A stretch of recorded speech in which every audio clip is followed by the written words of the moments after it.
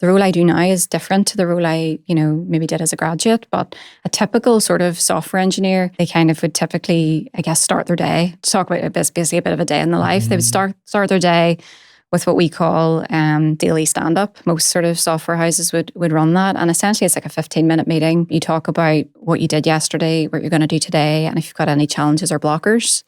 And the aim is really to sort of set you up for the day. What is it that you're going to focus on? And you're sort of held to account to that. You're held to, you get to stand up the next day and it's like, oh, you said that yesterday. What are you actually doing?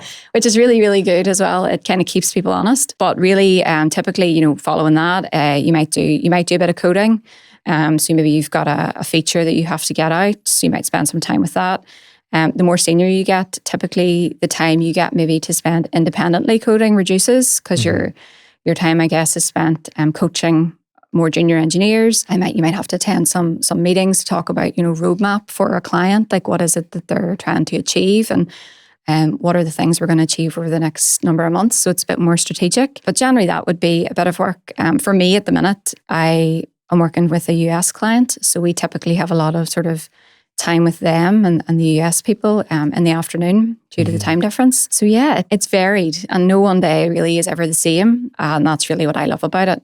Yeah. Like what I intended, for example, to do today. I came in this morning, was in the office and sat down and thought, right, I'm going to work on this thing today. And before I came here, I had my 10 o'clock stand up.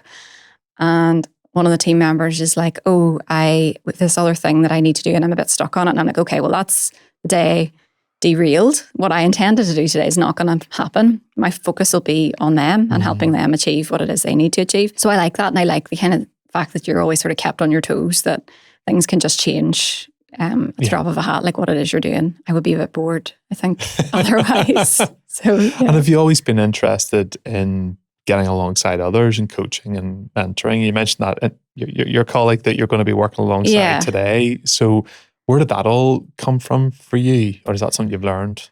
I think I've always been interested in sort of teaching and that sort of element. My family are all teachers. So that's also why I'm a bit defensive of teachers, because I really understand firsthand.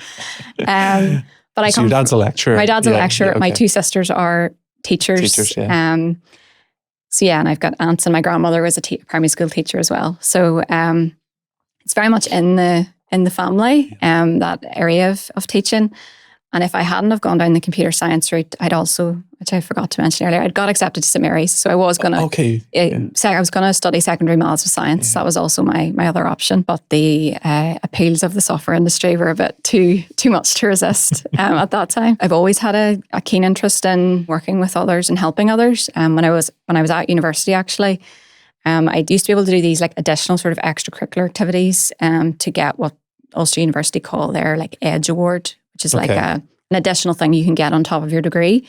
And it's by doing sort of volunteering activities or things like that. And I volunteered my time to do projects with local primary schools. And I loved that. I loved like getting out into a different setting, a primary school setting, and like helping young people. So I've always been interested in that. And that does naturally, I guess, translate into work. I've always been sort of keen to want to help people. So yeah. Great. Yeah. Great.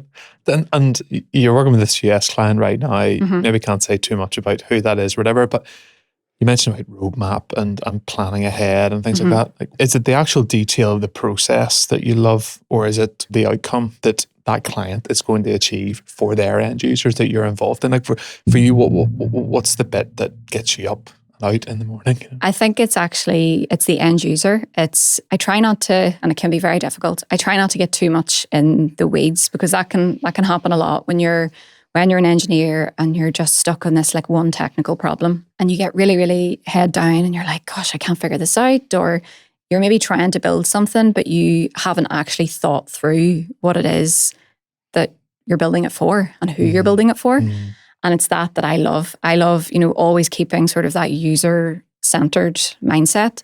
Whether that's, in our case, because then still are a consultancy firm, whether that's our client, keeping them at the heart of everything, or in wider cases, it's keeping their, like you said, their end user at heart. And it's that I love. I love when I can talk to like maybe a business focused person, someone that's not technical, doesn't understand how you're going to achieve something. Yeah. And they just come to you and they say, I want to do this thing for this user. Mm-hmm. And I love going, yeah, I can do that. That's, and they don't care about the technical bit. They don't care how you achieve it. They just care that it's achieved. And I love that. And I always try to, it can be difficult sometimes, like I said, to keep that focus. And lots of engineers struggle with that. But that's how I sort of keep myself, I guess, motivated and going. Because you can get stuck with, something really, really challenging. And you have to kind of pull back and remind yourself, okay, who's this actually for? Is this problem really worth getting myself really annoyed and worked up about? Is it actually going to matter in the grand scheme of things? Probably not.